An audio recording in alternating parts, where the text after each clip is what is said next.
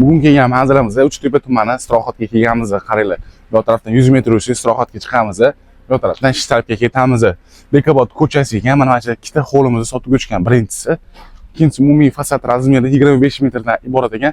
Bunisi 5 sotidan ozgina oshiqroq ekan, ichkari kirib video obzorini qilib beramiz. Ikkinchisi unisini ko'rsa video obzorini qilib beramiz. Aytib o'tganda birinchi yerimiz kirib kelganimizda 5 sotidan oshiqroq ekan yerimizdan ko'rasizlarmi? Tekis yer kirdirishda variyalar joylari yo'q. Bu yer hisobida bo'tdi, xolasizlar bu uylarni bizda yana boshdan uy qurib olsanglar bo'ladi. Quruvchi akalaringiz ham yaxshi variant bo'tdi. Qaranglar, yerimizdan ko'rasan, tekis kirdirishda variyalar joylari yo'q.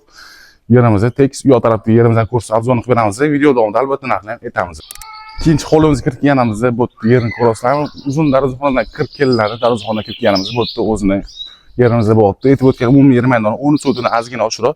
Birinchi ko'rib o'tgan yerimizda mamnunsi bo'tdi. 5 sotidan ozgina oshiqroq. Bu xolasizlar biz tashlab katta keyin bitta ochib yuborsanglar ham bo'ladi.